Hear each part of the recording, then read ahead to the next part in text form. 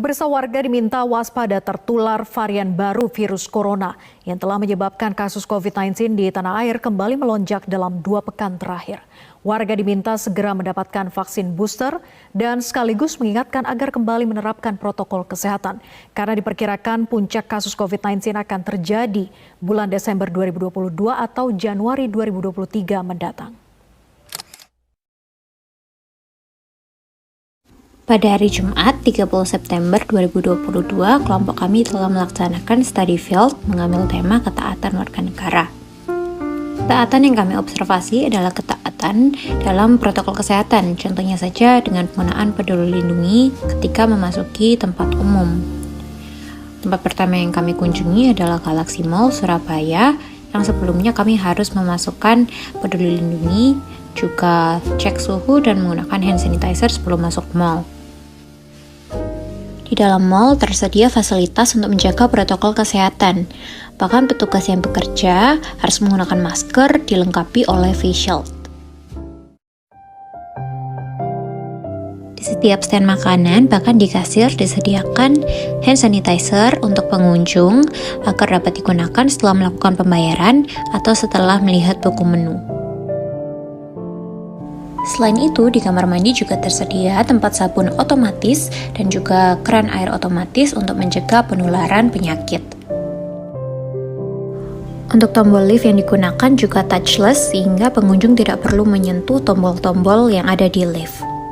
Selanjutnya, kami akan mewawancarai 2 pengunjung yang ada di Galaxy Mall mengenai pentingnya protokol kesehatan.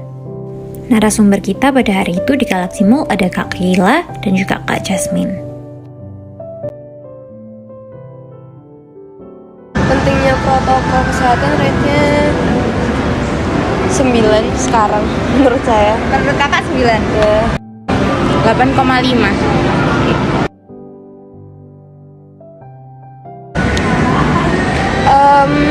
Apa ya? Menurut saya sebenarnya itu pribadi ya, tapi karena sekarang sudah menjadi endemi tetap harus sih. Soalnya gimana-gimana kan sebelum-sebelumnya kan itu menjadi sebuah problematika.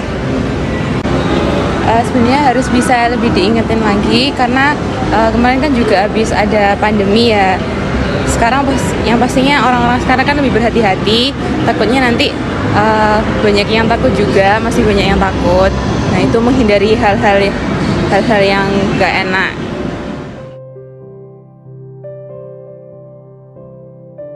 Saya udah patuh sih, selama ini saya terus-terusan pakai masker kemana-mana. Saya juga cuci tangan, pulang ke rumah juga saya bersih-bersih. Jadi saya ngerasa saya patuh. Selama ini sudah vaksin juga, sudah pakai masker, sudah. Selanjutnya kami menuju ke tempat study field yang kedua.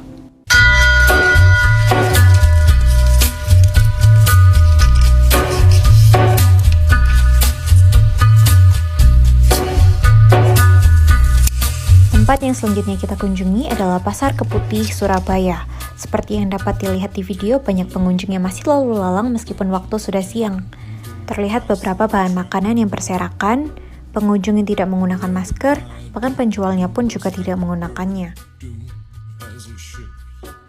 Kami juga mewawancarai 2 penjual makanan yang ada di pasar, yaitu Pak Bagus dan Pak Ade.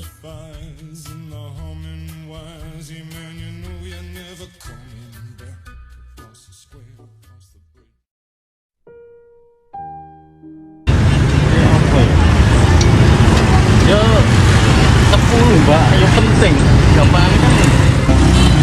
Kalau pentingnya itu protokol kesehatan. Kita 8 ini, 8. Ya seharusnya yo mati protokol kesehatan, cuman kan ya apa sekarang kan udah apa Mbak? Pandeminya udah mulai mereda gitu ya Pak ya? Mulai mereda. Gimana ya? Ya kalau nggak patuh ya memang salah ini.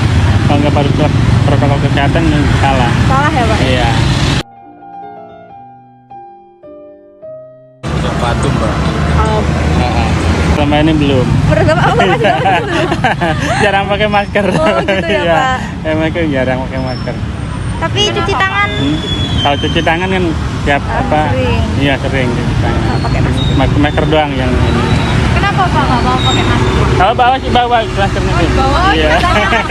Iya, cuma nggak nyaman. Pakainya nggak nyaman aja. Tetap ada Pak.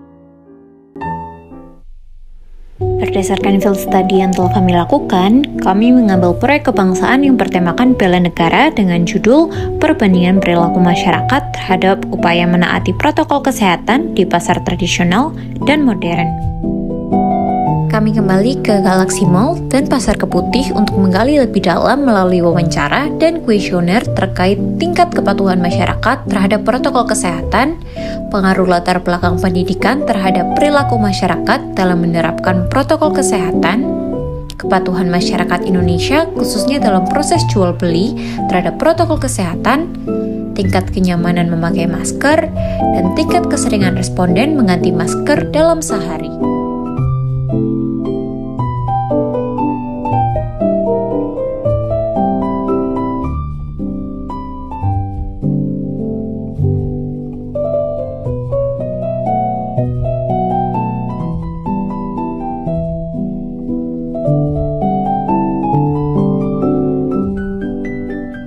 Kami juga membagikan masker kepada masyarakat sebagai wujud partisipasi bela negara dalam penegakan protokol kesehatan.